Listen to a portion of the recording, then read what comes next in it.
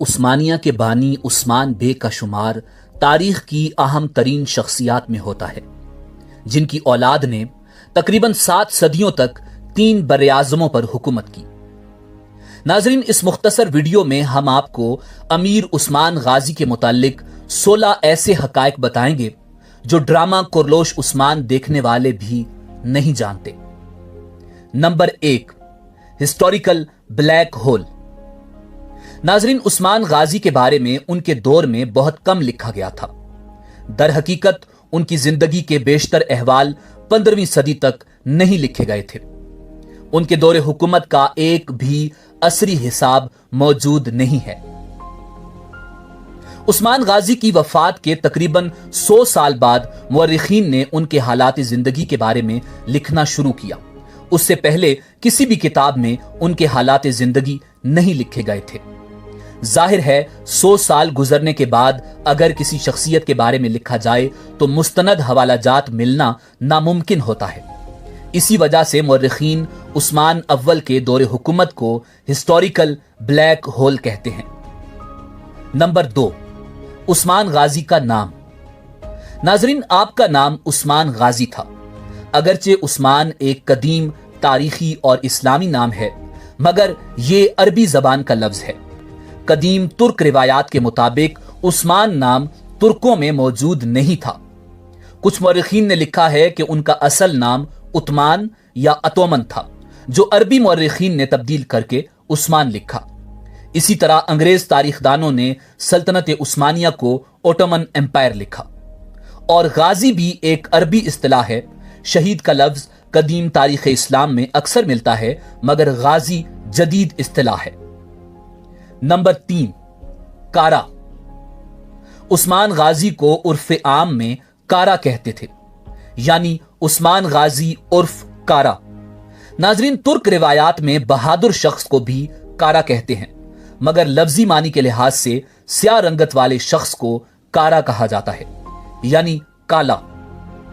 یہ بات تو عیاں ہے کہ آپ ایک بہادر شہسوار تھے، مگر اس بات پر بھی کچھ مورخین کا اتفاق ہے کہ عثمان غازی کی رنگت سیاہ یا سانولی تھی، اسی وجہ سے آپ کو کارا کہا جاتا تھا۔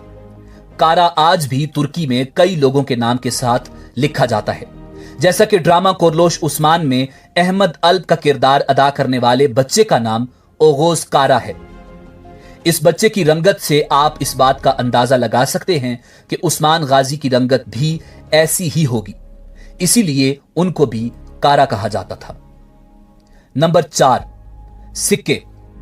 عثمان غازی کے دادا سلیمان شاہ اور والد ارطغرل غازی کے متعلق تاریخ میں بہت کم معلومات ملتی ہیں، مگر عثمان غازی کے دور حکومت کی معلومات اور ان کے دور میں استعمال ہونے والے سکے آج بھی موجود ہیں، اور ان سکوں کی وجہ سے ہی مورخین کو ارطغرل غازی اور سلیمان شاہ کے بارے میں پتہ چلا۔ نمبر 5، سوغوت۔ ناظرین، کیونکہ ارطغرل غازی کو سلجوق سلطنت کی طرف سے جدید ترکی میں موجود سوغوت شہر میں تعینات کیا گیا تھا، اس لیے وہاں ہی ان کی بیوی حلیمہ سلطان کے بطن سے عثمان غازی کی پیدائش ہوئی۔ عثمان غازی کی جائے پیدائش کی وجہ سے سوغوت کو خلافت عثمانیہ کا پہلا دارالحکومت بھی مانا جاتا ہے۔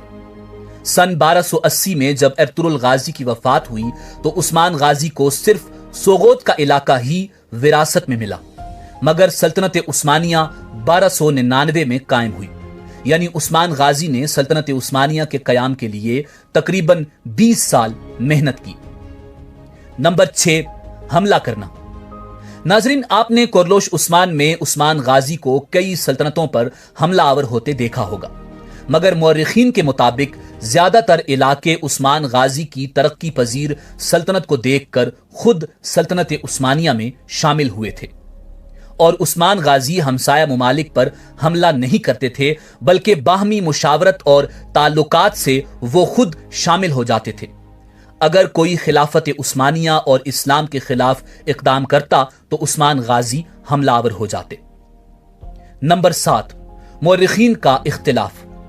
ناظرین، تاریخ کی تمام کتابوں میں سلطنت عثمانیہ کی سادہ وضاحت کہیں بھی نہیں ملتی۔ ایک ایک بات پر مورخین کے درمیان اختلاف ملتا ہے۔ کچھ مورخین عثمان غازی کی اصل کامیابی کی وجہ خانہ بدوش لوگ جو جانوروں کے ساتھ زندگی گزارتے تھے ان کو اصل طرز زندگی کی حدود سے جوڑنا تھا۔ نمبر 8، راستے ہموار کرنا۔ ناظرین، عثمان غازی انتہائی مدبر انسان تھے۔ 1302 میں بازنطینی سلطنت کے خلاف فتح حاصل کی، مگر عثمان غازی جنگ سے پہلے جس راستے سے گزرنا ہوتا وہ راستہ مزدوروں اور ماہرین سے ٹھیک کرواتے تاکہ راشن کی ترسیل میں آسانی ہو۔ نمبر 9، کوز کی دوستی۔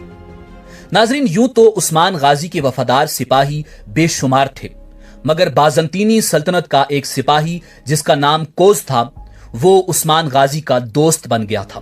وہ کمال کا سپاہی تھا اور اس کی وجہ سے ہی عثمان غازی کو بازنطینی سلطنت کے خفیہ ٹھکانوں کا پتہ چلا تھا۔ کوز عیسائی تھا مگر بعد میں اس نے اسلام قبول کر لیا تھا۔ کوز کے بارے میں یہ بھی کہا جاتا ہے کہ جیسے سلطنت عثمانیہ میں غدار تھے اسی طرح وہ بازنطینی سلطنت کا غدار تھا، مگر کچھ مورخین نے لکھا ہے کہ وہ عثمان غازی کا دوست اور وفادار سپاہی بن گیا تھا۔ نمبر 10، شیخ ادبالی کا کردار۔